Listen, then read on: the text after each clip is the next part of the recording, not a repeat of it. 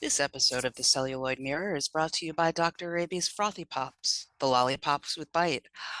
When you need a lollipop that's gonna really fuck your shit up, you gotta turn to Dr. Raby's Frothy Pops, the pops with not only bite, but froth.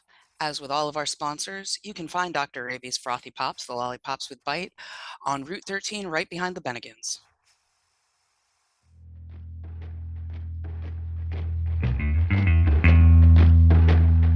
I mean, what do you think? You think they stand a chance? Well, you're on their side, aren't you? Who are you betting on,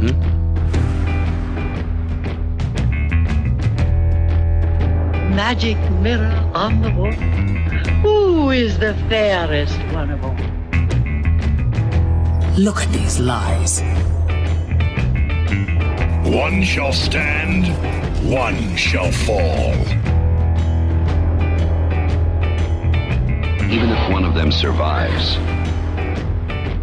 the only way to stop him is to make another movie.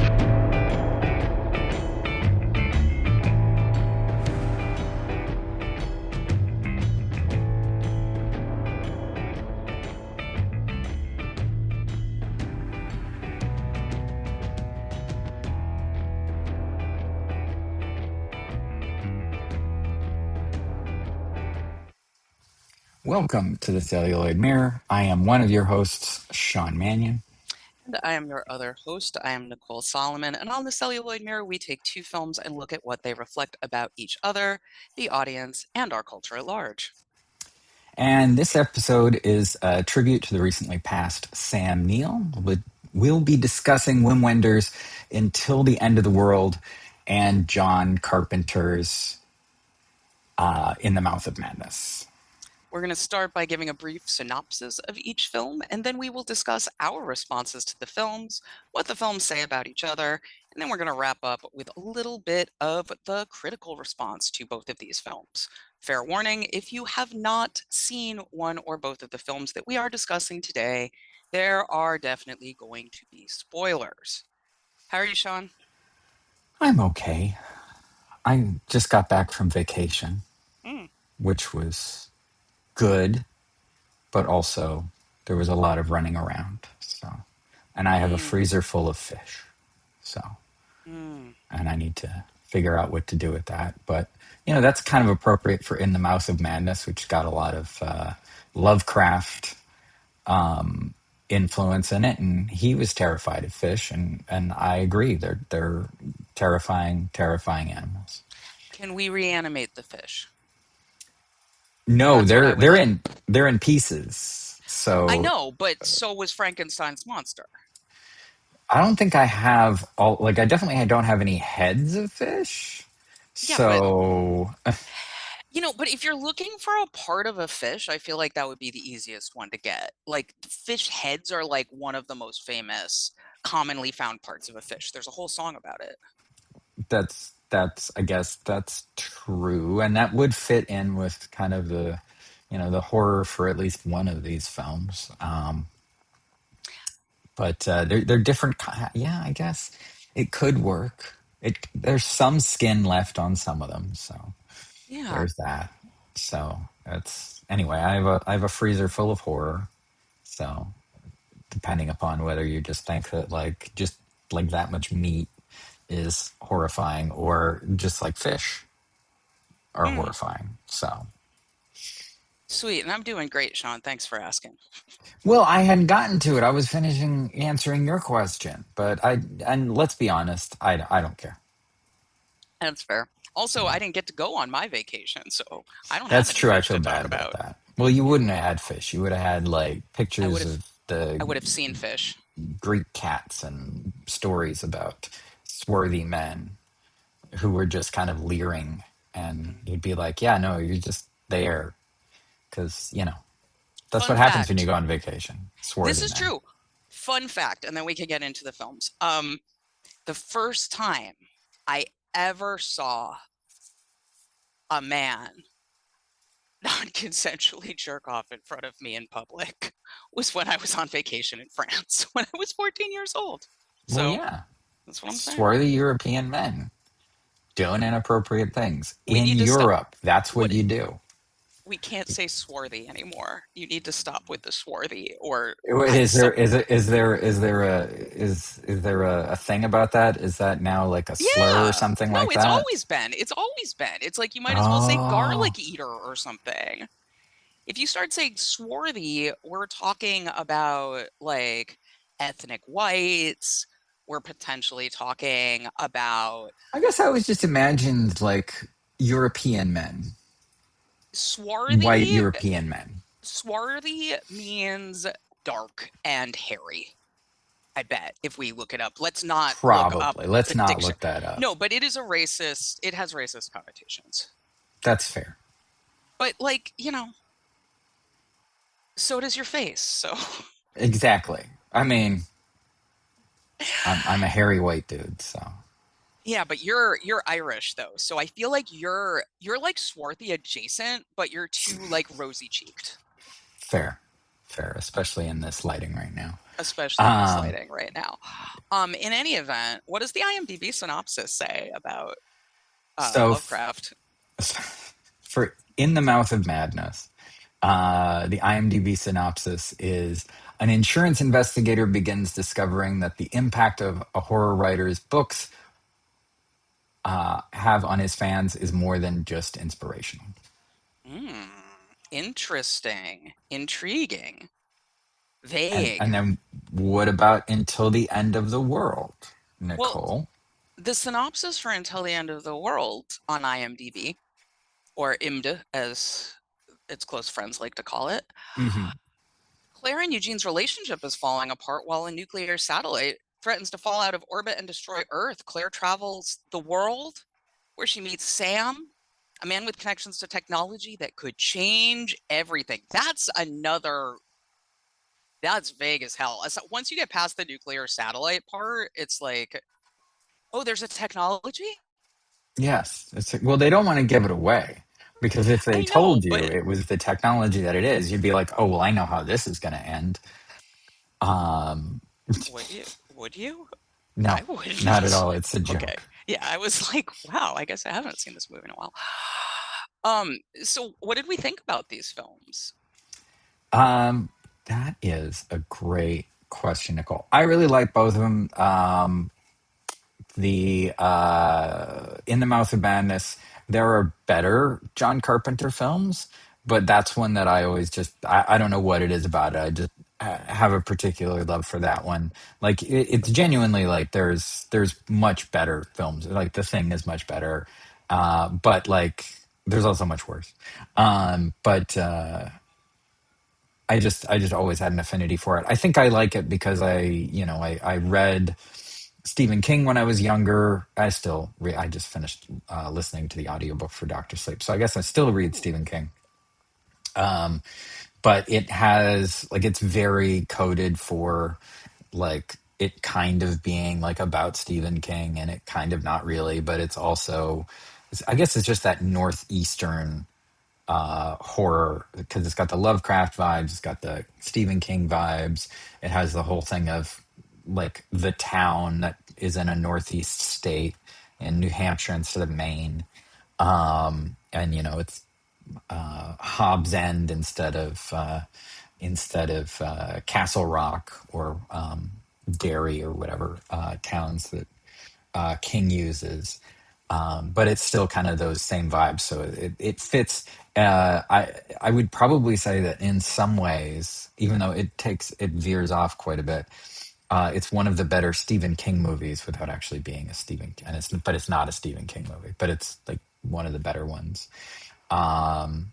And then I just watched. You've talked about Until the End of the World a few times, and I only just watched it because we were going to do this. I really liked it. It is. I had to. I don't usually break things up into two, but I had to break it up into the first 2.5 hours or 2 hours and like 45 minutes, and the last 2 hours of it. And but it's a good like it moves along at a good pace for being almost 5 hours long, and I really enjoy it as like a low key sci-fi thing. But we can talk more about those details in a bit. What did you think of the films, Nicole? I love both these movies. I agree with you about In the Mouth of Madness. Like, it's not The Thing, it's not Halloween. Like, it's not even, well, They Live is a totally different kind of project. Anyway, John Carpenter's one of my favorite directors. Love John Carpenter, love a lot of different flavors of John Carpenter. This is like um maybe the best, certainly one of the best of what I would consider his kind of later stuff, Hmm. like 90s and on. Um I agree with everything you said. It's a fabulous film with a lot of great stuff to recommend it. It's a good horror movie. If you like horror movies, if you like horror movies that are about like the relationship between the artist and audience and the power dynamics there and all of that, which, we're head up our ass filmmakers. Of course we like that, Yeah. Of course I like that. Until the End of the World, I saw much earlier. These are both films from the 90s, but I didn't see In the Mouth of Madness until I was an adult, at least at some Hmm. point. But Until the End of the World, I saw shortly after it came out. Not in theaters, but I saw it on VHS. Like, I rented it, and it was a movie I was very excited to rent because of the soundtrack. For those who are my age, Sean is a little bit more youthful than me. Um, but when the Until the End of the World soundtrack came out, like at the turn of the 90s, it was like chock-a-block full of alterna faves of the time. It was like Talking Heads and REM and Julie Cruz. If you were into Twin Peaks at all, like that's a big deal. And Right. Nena Cherry's on there. All these like post-punk bands. It's like Can and Elvis Costello, Lou Yeah. Reed. It's like It's got a great soundtrack. Murderer's Row. Point being, so I saw it when it came out and I really liked it. This was the theatrical cut, which Right. was like less than half the length. I think it I, was, I what or I've read about. is about 3 hours long. Yeah, it was under 3 hours though. It Okay. was so yeah, Yeah. like whatever. So almost half the movie gone. It got pretty bad reviews, as we may Yeah. discuss. I loved it at the time. I The director's cut is so much better though. I Hmm. liked even the fucked up, butchered theatrical cut because it still had half of that movie in it. And Yeah. we'll talk about what's in the movie, but like especially a lot of the stuff in like the last act, a lot of that was still there. It was a lot of stuff before that that was taken out. Um and the core concepts about technology and the internal and the relationship between those is certainly, if anything, only more relevant today than it was at the time. Yeah, I saw the director's cut, the 5 hour version for the first time, I think in 2020. It was like a Hmm. after COVID hit thing. I had probably your Criterion login at the time. I subscribe to Criterion Channel, everyone. Subscribe to Criterion Channel. Um,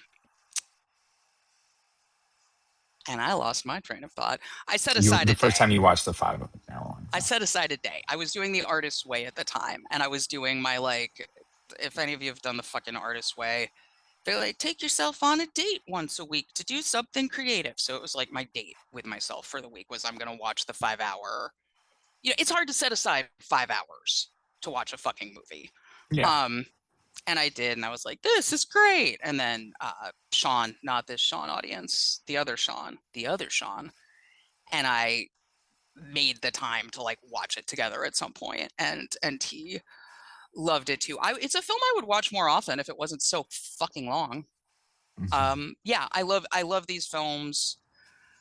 Until the End of the World has a lot of like emotional resonance for me in a lot of ways, in part also because it was a film that I first saw, when I was a kid and have revisited throughout the years. And just for context for the audience, the other Sean is, if you go back into some of our episodes previously, he was our Sondheim enthusiast and Vanilla Ice expert who we discussed Cool as Ice and the West Side Stories with. And on our previous podcast, we talked to him. And if you want to be really creepy and look up all the places we have talked to him on the internet, maybe you'll find Post Malone's dad telling him to die of AIDS. Sorry. Maybe. That is a thing that Yeah. is on some of our public stuff. Just Post Malone, come collect your dad. Post Malone's not going to collect his dad. No, Post I Malone's too suspect he busy will not. turning country or whatever the fuck he's doing now. I don't know. I didn't pay attention to him much then and don't pay attention to him Good now. for you. I wouldn't have if his father wasn't telling my partner to die of AIDS. To be fair, I don't think it was actually Post Malone's dad who said that one. I think it was just some Post Malone fans who said that. His dad, I think, was a little bit more judicious in his harassment. He didn't like I that. mean, yeah. At He wants least he everyone to was. like At his least he son. was. Yeah, which understandable. Understandable. It would almost be Understandable. sweet if there Sort wasn't of. the whole like homophobic, hateful bigotry component. I would find it kind of Exactly. heartwarming. Anyway, speaking of heartwarming, what do these films have to do with each other? That is a great question. Other than Sam Sam Neill Neill, because playing a we're talking writer. about Sam Neill. Well, he's not playing a writer in both of them. He's the writer in Until the End of the World. He's an investigator but a writer is involved in the Mouth of Madness. Oh, of So, course. Sorry. and Yeah. in a way, aren't we all the writers of our own lives now? No, that is so true. So Think about it. true, so fanciful in so many ways. I'm just thinking about it. And as you should, as we all in many ways should think about it, consider words and notions and ideas even. Sometimes we maybe have different words because they refer to different things, and it can be It's useful to possible. be specific so that we know what we're talking about. But in both of them, they're both road movies of a sort. Much more so Until the End of the World. It's longer and there's more of the world that they explore. But in the Mouth of Madness, they hit the road to get to Hobbs End, and there's like stuff happening there, and then it moves to a different location, and that's in search of the mysterious stranger. In that case, it's Sutter Kane. I have a question, though, about that, Nicole. Perhaps you can help me with that. Doubtful. Do you read Sutter Kane? Do I read Sutter Kane? Do you read Sutter Kane?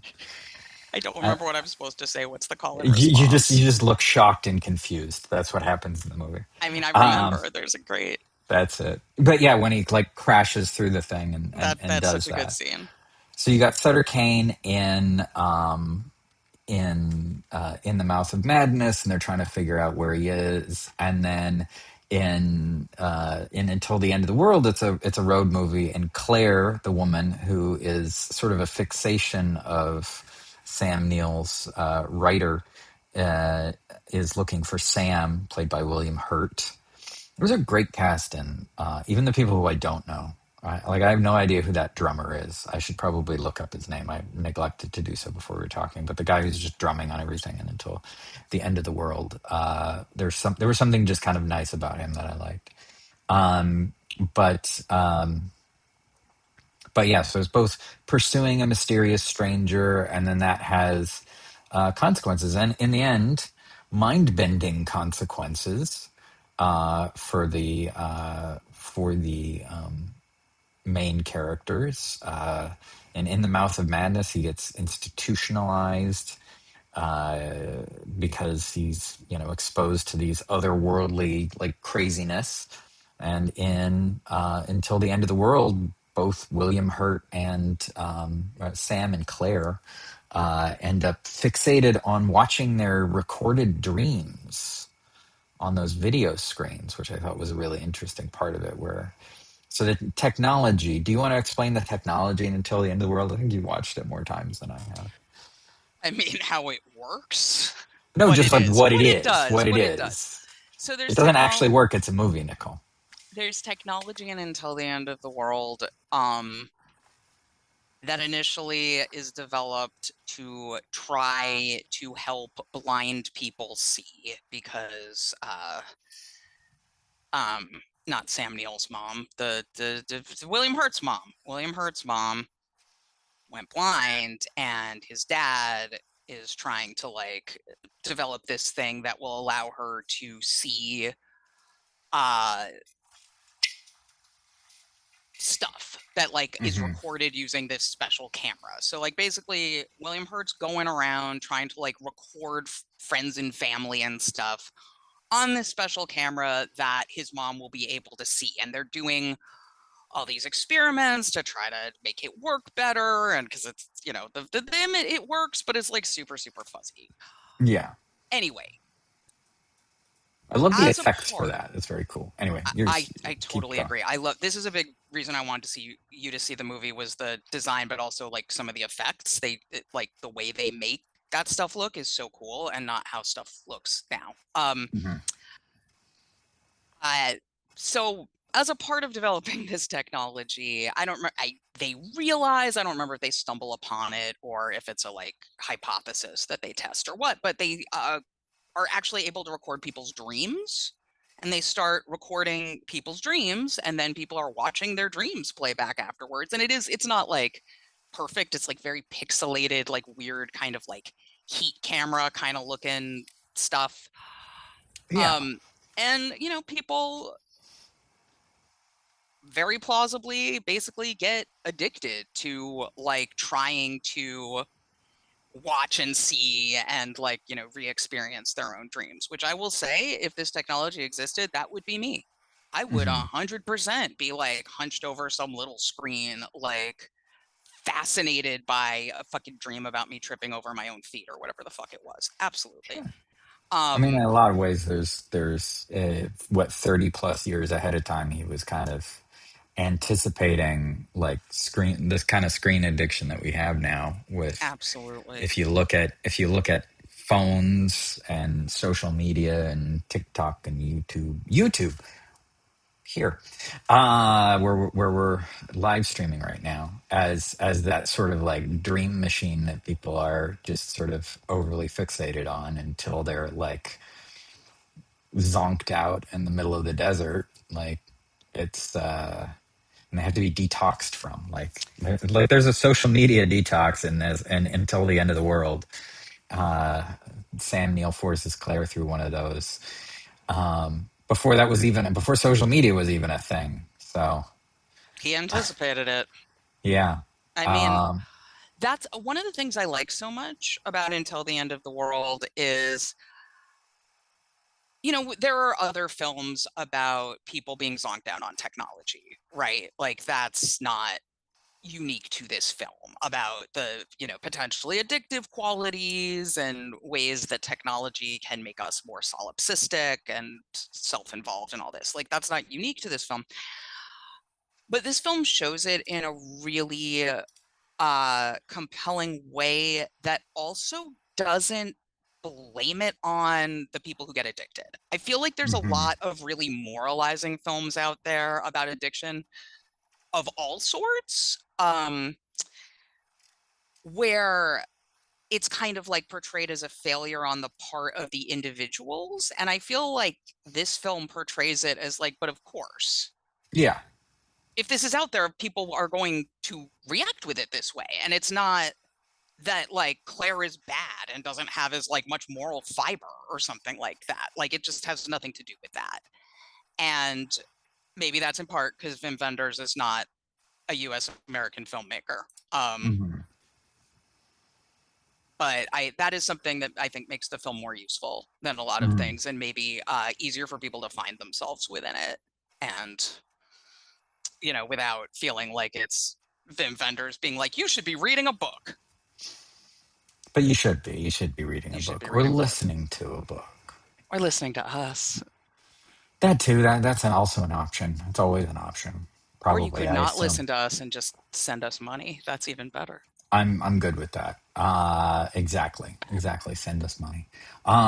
Yeah. So you got that tech in there and how people are using it, and then that's also connected to how in the Mouth of Madness, like, well, speaking of, you should read a book. Well, don't read Sutter Kane if you want to keep your mind But in that one, like there is also kind of this loss of a sense of self and loss of, well, I guess by the end of it, it's suggested that well, no, it's not suggested that Sam Neill is the writer, but he's the one who delivered the book to them, because he kind of loses months of time and doesn't realize that he actually apparently like was taken over.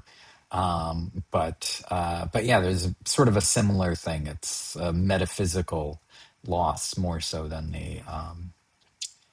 the technological loss that happens in Until the End of the World. I But they're kind similar sort of kind thing. of thought it was a little ambiguous, and it was open that potentially Sam Neill was Sutter Kane. No, Sutter Kane No, is Jurgen Prochnow in it. and That's that what I wasn't think, anyway. like figment of Sam Neill's imagination. No, no, Okay, it was the woman. Like, I think part of the thing is also that, like,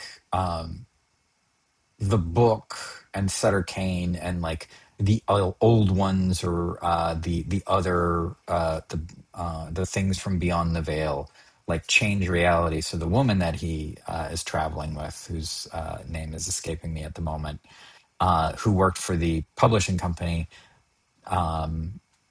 did then doesn't exist at the end of the movie. It's like, no, you went out there on your own. right. So she's kind of erased from existence, much like that town of Hobbs End, sort of created by, and all the characters in it are from the Sutter Kane books. Young Hayden And Christensen on the bike. oh yeah, I thought that kid looked familiar. It's Anakin There you go. Skywalker. Yeah, well, no wonder he turns evil later if that's his hometown. But yeah, I think you can see a lot of connections there, and a lot of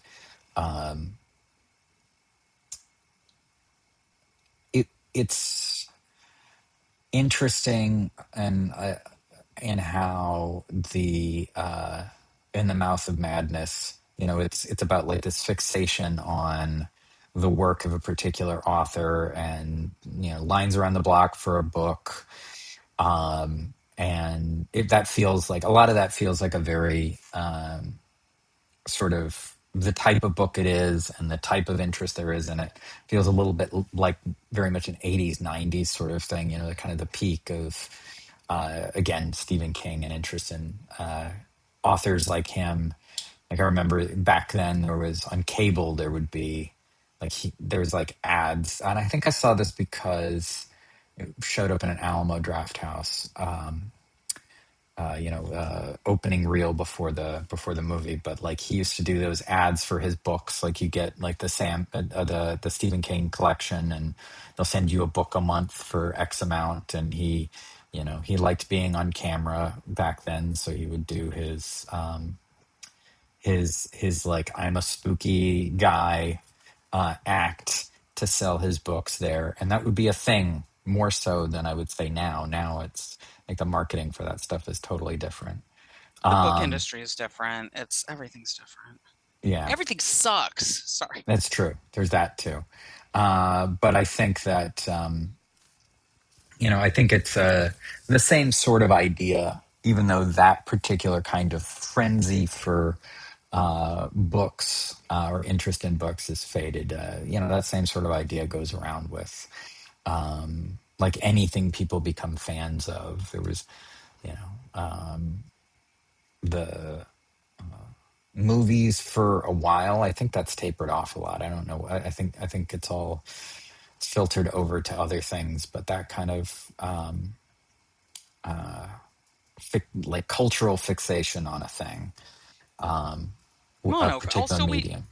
we don't Yeah. have monoculture in the way we used to with Yeah. any of these, with films, with publishing, with music, fucking video games. Like, Yeah. it's not Video like, games had that for a minute. So, I feel like now though, like when I was a kid, a big video game would come out, and everyone was playing Mario 3 or whatever. I don't know right, that it right, right. works that way now because things are so much more niche. There's, Yeah. there's the people who like to play the games like Mario. There's the people who like to play the first person shooters. There, and whatever. Yeah. It is true. Do we Similar. want to? Oh, go ahead.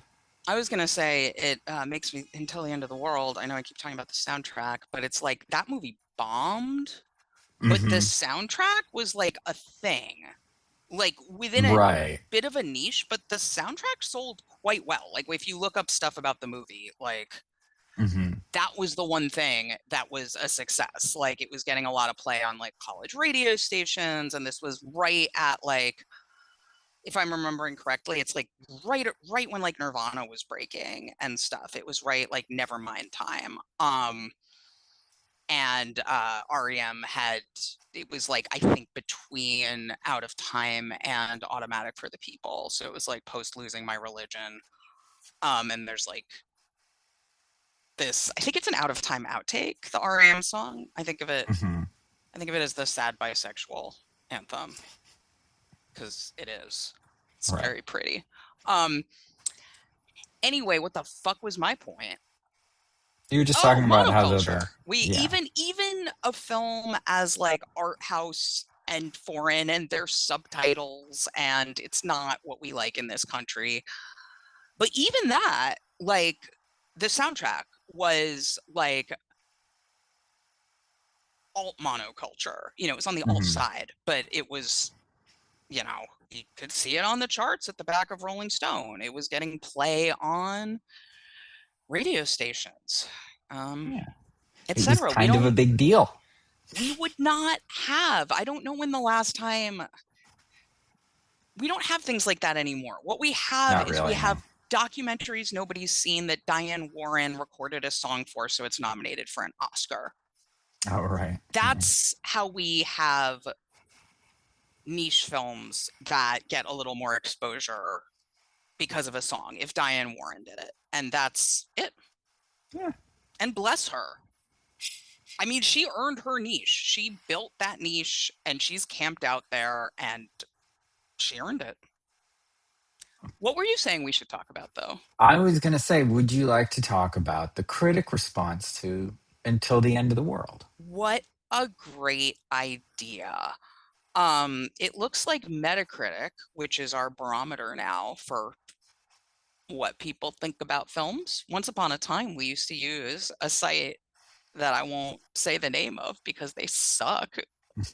Spoiled Nightshade, let's say. But Metacritic, which uses things I like math and transparency, says that Until the End of the World has a score of 63, which is generally favorable. I will tell you, in the 90s, this score would have been lower, because this includes when the director's cut came out, people reviewing that. And also most people who reviewed the director's cut when it came out are probably predisposed to like it, let's say. Yeah. So Jordan Hoffman said in The Guardian that it seems like a miracle. He was writing about the director's cut. I agree. It does seem like a fucking miracle. Nobody's making them like this anymore. Nobody is giving money to make them like this anymore. Ebert said about the, this is about the theatrical one. I think Ebert had passed by the time the director's cut came out. Regardless. Yeah, I think so. Yeah. This is a classic Ebert. Oh man, now, did you watch that Consenting Adults review that I posted? I'll talk about that at the end because it's my favorite thing. We'll talk about it there. Ebert said, a great many scenes in this movie, I'm afraid, can be understood only in terms of the way the film was shot. Do you want to respond to that quote? Because I picked it because I thought it was funny, because I think it could kind of refer to any film, is what I thought was so funny about that quote. It's a That's funny... not what he meant, but... No, but like, it's... I kind of get what he means, even though it kind of sounds dumb. And, I mean, we talked about it, like, I think before, is like, Ebert was never necessarily... I know Ebert's like a lot of people's favorite. I encountered too many times where I saw comments similar to this, I think, from him, where I was just like, did you not watch the movie? Oh, we've Like, discussed but that it, on this show. Sometimes he does yeah, not watch. He did not watch Hellraiser 2. no. Uh, and I think I remember right, like his review. It might have been somebody else's review of The Matrix that I think of, but I feel like I read his review of The Matrix and was just like, and then I saw The Matrix and I was like, what movie did he watch? I'm gonna look it up. I can't remember, I'm looking it up. Text. yeah, I think it is the sort of thing. It's such a kind of generic thing, but I can understand, like, and I haven't seen the 3 hour version of this movie or the 2.5 hour version of this movie, but I can understand how it would feel very disjointed, and that one would kind of refer to, yeah, they shot this thing relatively quickly in countries all over the world. So, and they were shipping like a couple of the actors around because it's like France, Australia, Germany. Where did they go to Hong Kong? Is it? I think so, yeah. And so, yeah, they jump around. So it's a lot of travel for it. So I can see how you'd feel it was really disjointed if they had to chop it up as much as I'm sure they had to do for 2.5 hours. That's the thing. I was like, this is the 5 hour version. His review does not apply to. No, I don't think so because it's very. I'll compare this to another long movie that got a longer cut. Is the Lord of the Rings movies? The Lord of the Rings movies I have complained about. I don't know if I've complained about it on the show before. Are all too long because they're mostly just walking. This is a very similar kind of movie. It's a road movie. The Lord of the Rings movies are a road thing. But I feel like that's even just this almost 5 hour long version. Like stuff is happening through it, and the plot evolves and goals evolve. Like they get new goals and new things that they want to do based on things that happen. Like the plot develops. And in The Lord of the Rings, they have to put the ring in the mountain, and there's just a lot of fucking walking. This is so true. And maybe we'll finally get more attention to the show from people who Are really mad won't you said stand for. that.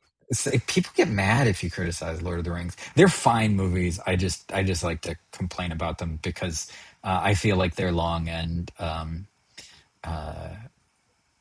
a what is it, a contrarian. But So like, you're making a good point though, because I think I said to you, you can break this film up. It's fine to break it up. Like yeah, it's not going to ruin the if you experience. made it now, it would have been a mini series. Like if And Wim Wenders made it now, they would have been like, yeah, we're going to release this as as a like a limited four series, episode limited series. and it would And be I don't think awesome. it would be, but I also, but it It's better this might. way.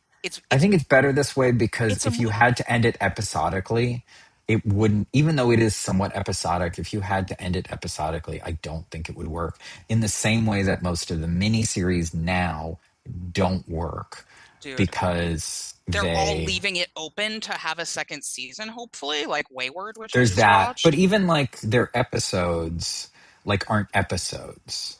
And it's just like, oh, you just stopped the scene there Mm, and you have kind of a clumsy like look for the next thing, and really they're just anticipating that people are going to marathon it.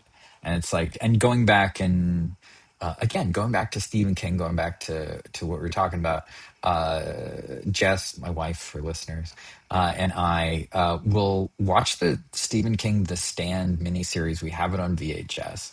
We've watched it several times. The Mick Garris directed one. Since I got it, well, sometimes we're just like, "Do you want to watch this?" Yeah, we'll put this on. We watched it, I think, last fall again, and it works really well as a miniseries. It's one whole story, but like the episodic nature of it breaks up well. We watched a couple months back. We watched the also Mick Garris directed version of The Shining, which isn't quite. It's not. It's not as good as the Kubrick movie. It is more faithful to the book, and I understand why Stephen King likes that. He's wrong, um, but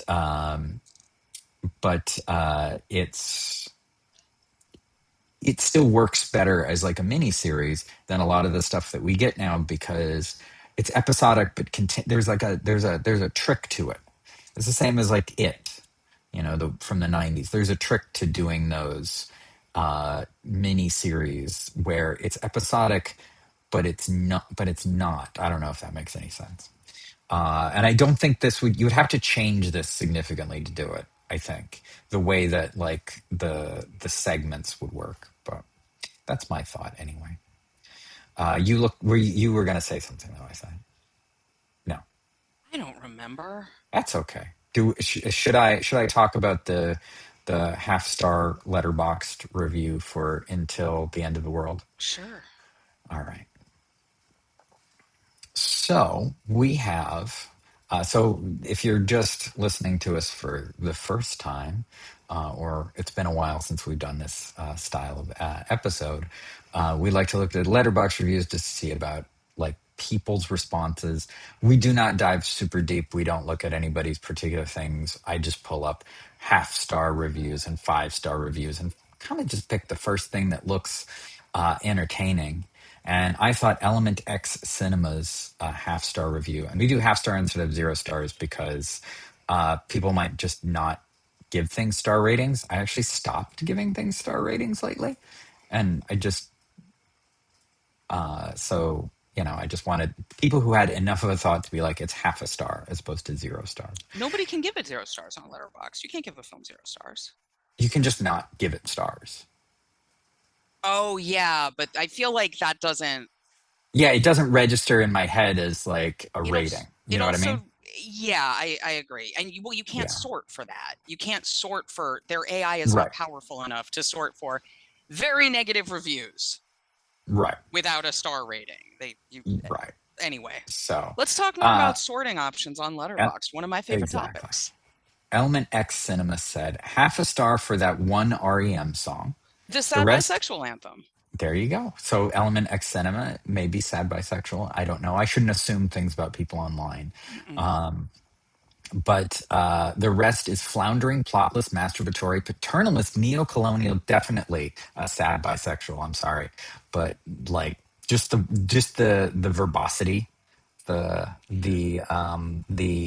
words that they have. I love Element X Cinema's review. You should read It's the great. rest of it. The rest is floundering, plotless, masturbatory, paternalist, neo-colonial, global heartbeat, yuppie, dipshit, faux mysticism. And there's a plot. That's the only thing that I kind of disagree with. Otherwise, pretty close. I wouldn't characterize it that way. I would say that when I revisited this film, after having not seen it, like, in decades, when I first revisited it some years back, that's what I was like, is this movie I liked a lot as a kid gonna actually be plotless, masturbatory, paternalistic, neo-colonial, global heartbeat, yuppie, dipshit, faux mysticism? That is kind of what I was worried the film would be, and I don't actually think it is. I don't really think it is. I think I can see why somebody would argue that. I can 1,000,000% see why, which is why I love the review. Yeah. I appreciate it. I don't agree, but I appreciate. And then they continue watching a pile of $24 million on fire for 295 minutes would be far more engaging. Although my friend alleges this film, quote, really picks up once you've entered the 4th hour, which it kind of does. I mean, I think it does. I agree with that. That is where you start getting the most, like, propulsive plot, like, oh shit, what's gonna, it is like kind of like we're on the road before that. Yeah. Which is fine with me. I like Jim Jarmusch movies. Like, yeah. Wim Wenders, if you're reading this, I hate you, and it's been time to retire for 30 plus years. And maybe Wim Wenders is reading it and is super sad. I don't think so. I think he's all right. He's probably fine. I think he's all right. Perfect Days did really good for him a couple of years ago. I think he's fine. So then we got a 5-star review, which I'm going to switch up gears here to the 5-star review.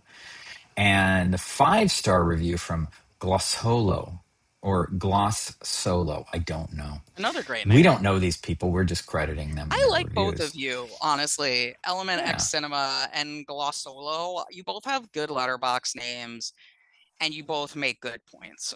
Yeah. And Gloss Solo says, I love Chico and his drumming. Agreed. R.I.P. Sam Neill. His narration and character in this is part of why a movie almost 5 hours long just flies by, and that's true. That definitely helps like move the story a little bit. I'm not generally a big fan of voiceover. I feel like it's often telling us what the story is supposed to be. This has I think this is good because he's writing a novel about what's happening in the movie, and the movie is very much like a novel, which also ties it back to In the Mouth of Madness. 100%. 100%. Like it has a very novel structure. If you took this, turned it into a novel, not like a novelization, you just took exactly what the movie is, and it was a novel, people would be like, "Oh, it's this great road novel." You could never make a movie out of this, which is a phrase I hate. I know. It's like there's a lot of movies to make a movie, guys. Yeah. You could use your creativity, for example. That reminded me of earlier, I think, kind of what I was gonna say, which is like it's long as hell. The pacing is good. It's less boring than most things. Relatedly, narration. Narration, I hate when it exists to fix the problems created by a bad screenplay. Yes, and this doesn't have that. Not at all. Or I hate narration when it's not brought in to fix the problems of a bad screenplay, but the screenwriter themselves were like, "Oh, well, I'll just do this." As like, as you know, that I don't like. I if there is a creative reason for the voiceover, fucking great. But there just needs to be a reason for it to be there beyond, well, I'm worried the story is going to be confusing otherwise. Yeah. That's all. That's all it is. Like here, there's,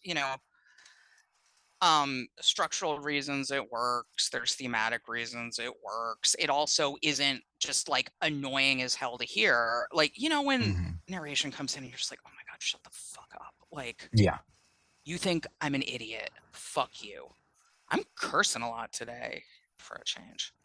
We're gonna get banned from YouTube Kids. I don't know what the rules are anymore. I have no idea. It doesn't matter. We do what we want. We do what we want. We're pre-deplatforming ourselves. Can you talk Exactly. about critic response of In the Mouth of Madness? Because I want to talk a little bit about the role of music in both films. I can do that. So, In the Mouth of Madness got a Metacritic score of 53, which is mixed or average, which makes sense, I think. As we both said, we both love the movie, but it's also not necessarily even one of John Carpenter's best movies. I think it's like 5 in my top 5. I would say it's probably like it's probably it might be like sometimes I've definitely said that this is like my favorite John Carpenter. And again, like there are definitely John Carpenter movies that I think are better, but it might be my favorite just because of because it's your favorite. Yeah. So our quotes from the critics, starting with Roger Ebert. It is a sign of our times, I suppose, that citizens are fanned into a frenzy by the book before they even read it. So Roger Ebert talking about In the Mouth of Madness. Yeah, I mean, actually, you know what? I'm spending too much time scrolling Reddit, and Reddit knows my fixations on I like my superhero movies because I've always been a comic book nerd. I fully acknowledge that most of them not great movies, not even particularly good movies, but I enjoy them and they're fun and they're dumb. But man, that's like he talked about it in terms of books. But man, like seeing like all the like posts about like what's going on, specifically with the Marvel movies. Dude, before it's that, not just the Marvel movies. No, I know it's not just the Marvel movies. They had the DC movies too, the comic movies. I know there's other movies as well that they about this get frenzy about. adaptation of a pretty popular work. It's kind of from the past though. It just came out. The Odin. Oh, well, there's the Odyssey as well. Yes. There's that one. I think I see less of. I've seen some of that, but and I'm aware of like the nonsense with that, the frenzy about that. Your algorithm, kind of like it pops up and I ignore it, and I engage too much, like because I'm like, oh, this is just the usual. It's the usual bullshit. It's the usual nonsense. where it's like we want historical accuracy. It's not Historical. actually. It's It not. didn't actually happen. That is the So that fucking, I'm not going to say the man's name, but the man who did like a minute of AI produced his own version of this, yeah, that he, one of, like, I'm not on his app, but somehow I saw this somewhere, and that he's like, blah, blah, historically accurate. no, Historically accurate. This is going to be in the future. There's going to be fucking Avengers 25, and people are going to be talking about the historical accuracy. yeah. Well, I mean, well, what you got in on the comic book nerd side is comic book accuracy, If you want which to I say am, yeah, accurate to the fucking story poem, fine. yeah, I mean, which which the they did story not poem, read, so they do not know. yeah. None of them can tell you because none of them read that shit. Because if they Well, did, now, in fairness, Nicole, they can't read. I know that was mean. But no, it's a thing across these. You get that's you get the culture war stuff, which is stuff that affected. Well, it didn't affect the box office for Odyssey, but it actually helped. I would say the box office for Odyssey because I it. think I so. think. Exposure. Hold It on, made it just a such a, second. oh, fun. While you're talking, I sure can hear the helicopter, actually. It sounds like it's out. There Well, we go. Okay, there's also I just now, didn't want the audience to have to listen to the helicopter going now there's a by. helicopter over my house. It's probably the same I can't hear helicopter. it on your end. Maybe it It's seemed very sound loud like it right was now. going elsewhere. I can't hear it It's on going my end in here. it sounds like it's going in the direction, like it flew over your house and it just flew over my house. Maybe. Maybe it'll go around. I like it when it makes the rounds. Sometimes they make a round just, it There, seems like over my it was up block. earlier when I wasn't speaking, so I was able to avoid it then and just mute my mic for the audience at home. Cool. But yeah, it's the act. Well, with the Odyssey, I think the culture war stuff made people more aware of the Odyssey was coming out, and people are like, "Oh, that looks pretty good," and like that's got a bunch of people in it that I really like. Also, they might be like me. And when they first heard that Christopher Nolan was making a movie of the Odyssey, they thought, wow, that sounds really boring. I won't be Same. watching it. And then this shit happened. And then I had to actually like go look. And I'm like, oh, there's all these actors I love. Oh, Yeah. you know, and I am so ready to do like such a hard 180 on Christopher Nolan and be like, actually, he's a great director. I may not like any of his movies except for The Odyssey, but fabulous director. Well, it was you know, I think I made this joke to you or some friends about the movie because people started complaining about Elliot Page being in the movie. And my initial thought as soon as I saw that Elliot Page was in the movie was like, oh, finally Christopher Nolan is going to give Elliot Page like an actual role that actually that isn't just like completely there to prop up the main character. Maybe that's not the case, but just We don't because know of yet. Let's no, not we jump don't to know yet. conclusions. I don't want to give too much credit, but Don't give too much. like But it would be nice yeah, if he finally had something to do because it was very yes, weird when it's like, wow, this person's been nominated for an Oscar and they're just kind of here with hmm nothing to do, like no yeah. acting to act. So so yeah, I with there's that one, the same kind of very similar culture war stuff. I think I don't think I think it I think it maybe hurt the Supergirl box office a little bit, but Supergirl had other issues, and they knew it was going to be a problem, and they definitely didn't market it as hard as they marketed other competing films that were coming out at the same time. I saw more about Moana, and which I had no interest in. I think that's doing bad too, though, isn't it? That's doing bad because they just did the animated Moana 2 like 2 years ago. Like, and the original Moana is from what, like 2020, 2019, something like that. And it was fine. It was a good movie. It was an enjoyable movie. Who wants the live action version of it, especially when I'm watching the trailer, like half of it's still animated anyway, like the chicken character and all Don't that get me stuff. I'm started like, on that. it's just I'm like who wants that? But I saw You more from know who Moana. wants I that. saw more. I do. I saw more about Minions and Toy Story 5. I don't Uh, want to hear Minions ever again. I'm angry that I even know it exists. I don't want to know Same. what it is. I like, and angry that I have seen a single fucking meme that somebody was like, no, look, it's really funny. And I feel like, I don't get it. And there's something about bananas, and I'm like, I don't want to don't tell me. understand I what don't this know that is. I much. I don't don't want to want to. understand what it is. I don't want to understand what it is.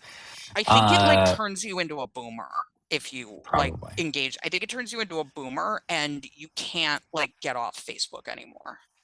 Well, thankfully, I've been off Facebook for the most part. It's going to bring you back Anyway, on, though. What else do right, people say about In the Mouth of Madness, though? right. Let's get back to that. My point being just that, like this thing that Roger Ebert was saying, like we have that a lot around it, exacerbated by social media and stuff like that. This is why I Culture war chose that bullshit. quote. I thought you might like that Ebert quote for these And then reasons. Variety said, blessed with an arsenal of special effects that work with Tinker Toy precision. The special effects do work great in it. Yeah, Like can't I think they disagree. hold up really well. And the makeup effects, some of them done by, I noticed this in the credits rewatching it this time, Robert Kirkman, the creator of the Walking Dead franchise, the comic book, and then later Invincible, to also reference again more comics. I'm always kind of amused to see his, because he was a horror makeup effects guy before he got into writing. So yeah, so do you, Nicole, want to talk about the Letterboxd reviews for In the Mouth of Madness? You bet I do. So on Letterboxd, Joffing, I think it's Jifung. Jiffung, Jifung. Like say it capital like you're French. Jiffung, There Jiffung. you go. I think There, that's what it that's what you is. Jiffung. There you go. That's great French pronunciation of this French word spelled JSHFNG. Jiffung says half a star. Goosebumps made for undiscerning adults, which is funny. Don't It's funny. agree, but like it's funny. Watching it again after, so I found this quote and then I watched it again this week after having seen the quote, and I was like, I can see why they're saying that. Not because it's Goosebumps made for undiscerning adults, but because I think the era Goosebumps came out and the era this came out, it's a very similar kind of horror. Like, because it also has like a vibe of, over Goosebumps. I preferred the show Erie, Indiana, which aired in prime time. I remember that. But that kind of like investigation of weirdness, and then like you're totally normal. Like that's not unusual for other times, but there was a particular like '90s way that they approached it, I guess. And so I can see seeing that, but I don't think it's Goosebumps made for undiscerning adults. I think it's just, A I mean, Lovecraftian. Lovecraftian thing, and it makes sense for it. But who really loved the movie with 5 stars? Joseph did. The Joseph. father of our Lord. Joseph says, make what you want of Joseph giving In the Mouth of Madness 5 stars. But Joseph, the father of Jesus, says, me after I got too high once. Yep. Very fair. And I feel Very like, fair. honestly, like I feel bad for Joseph. Like, yes, I love it and that's great, but also like poor Joseph. Hard to live Like it. that sounds like a bad trip. That sounds like a bad trip. Sounds like a bad trip. Not So like that time I saw the Dark Crystal elves like in my living room when I was trying to watch the Dark Crystal TV show, and I was like, this is cool. It's just like looks like I got hologram projections like in my living room. Drugs are good, kids. Don't let people lie to you. it's true. That's why we're not on YouTube, kids. So we were talking about people on Letterboxd. We are both on Letterboxd as well, and you can find our stuff when we're not really on other social media very much anymore. I do post stuff on Blue Sky, and obviously we're on YouTube, which is considered part If of you the come find me, socials media. if you find me on Blue Sky and you skeet at me or whatever disgusting thing they say over there, Message. I might reply. There you go. I do have an account, and in theory, until they get advertisers, at least I might use it. My Letterboxd is at Uncle Sean, and Nicole's is at Nicole Witt. If you're watching on the YouTubes right now, it's on the screen right next to us. Witty. Witty. With T. Like what I am. Like what I am. Before Nicole we go, Witt T. Did you not hear what I said? Do you need me to turn it up? Anyway, it was a WITTE for those who didn't have the the screen thing, and it'll be in the show notes. So, and for those of you who are audio only, Nicole was flipping me off on camera. Flipping you off slowly. Slowly with the turn up thing, like it was very clever, like much like these films, like we were in a '90s film. Real quick before we go, I want to say shout out Shafika Hudson, who died a few years ago and was my Twitter friend. And one of the last conversations I had with her was about the movie Until the End of the World, some night in the early 2020s, when I couldn't sleep. And she and I were talking about it. And she passed away in part because of long COVID. Which you will not find, because nobody dies of long COVID, because you die of stuff that, much like nobody actually dies of AIDS. It doesn't say AIDS on your death certificate. Right. It's other things that you would not have died from had you not had that, gotten AIDS. So anyway, I'm thinking about Shafika. She was Sassy Crass on Twitter, and she was That's familiar. Brilliant. I'm not going to keep talking about her, but if you search it up, kids, you can find some of her writings and give her a good thought. I will be today. And on another note, like this is us trying to come back to regular episodes. Likely look for us for the next couple weeks on Thursdays. That's our current plan.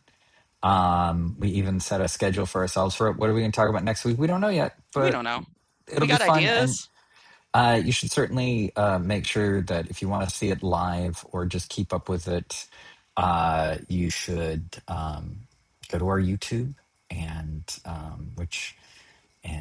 subscribe it if you're looking at it on YouTube right now. Subscribe and have it give you notifications that there's going to be stuff from us, and you'll know that we've got a live coming up. And we've got a Patreon. Patreon.com/4MileCircus. And actually, most of the stuff on it is free. So you can... A lot of it is free right now. A lot of new stuff on it is free. It's mostly free now. The new stuff is, at least. Yeah, new stuff. So, like, you there's a lot of stuff. You just need to give us your email, which is... which is also valuable. We won't do anything bad with it. I mean, I will. But yeah, there's also a lot of stuff if you are paid. There's movies and that we made and other stuff like that. And there's also a couple special episodes of this show that we haven't really talked about in a while. And we'll probably do some more soon. We just needed to get back on doing the show on a regular basis again before we could even really think about doing that. But there will be more coming. More episodes like this where we're doing 2 films. More episodes like we were doing at the beginning of the year where we're just talking about what's going on. You know what I want them to tell us about, Sean? What? I want them to tell us about what their favorite Sam Neill films are, because we didn't even get to talk about... I was assuming we'd talk about, like, other great films where Sam Neill especially loses his mind. Possession, Event Horizon. He was very good at losing his mind. We didn't mention Jurassic Park. That's a little different. He kind of loses his mind because by the end of the movie, he likes children.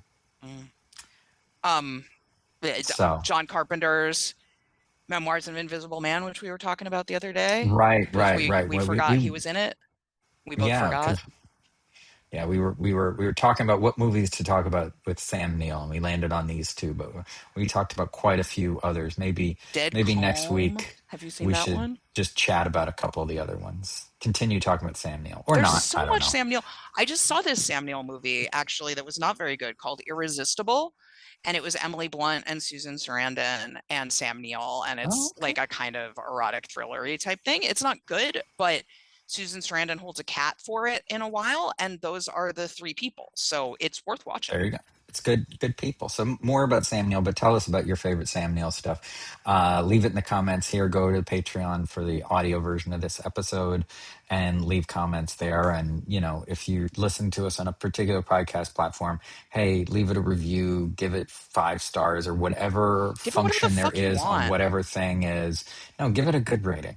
I don't care about bad rating. But It's all interact with it so exposure. other people maybe will find it. That's all I'm saying. Interaction And is the engine that drives growth. it's true. It's true. That's why I shat on the Lord of the Rings earlier, is just to inspire more interaction, not because I actually have opinions on it. Quick, Um, how else can we piss people off? um, Shitting on Zack Snyder doesn't work. no, more people have come around to how he's terrible. So, um, I think we should just wrap it up. Let's wrap it up. That's how we'll piss people off, by just not being here anymore. Yeah, I'm sure that's gonna work. They'll be sad. They'll be All right. so Say upset. goodbye, Nicole. Goodbye, Nicole. Goodbye, Nicole. The Celluloid Mirror is a production of 4 Mile Circus and is hosted by Sean Mannion and Nicole Solomon.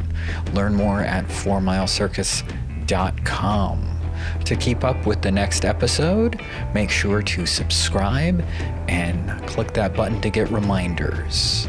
You can also join our Patreon at patreon.com/4milecircus. All the links are below. Our opening and closing music is Twisted by Kevin MacLeod. You can find his music at incompetech.com.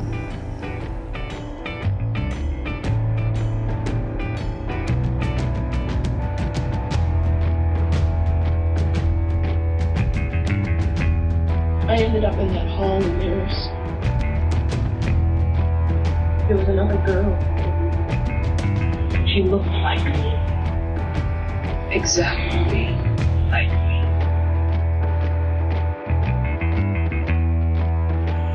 Can you come with me in my dreams? That'll do, baby. What happens when the story dies? The evil is set free.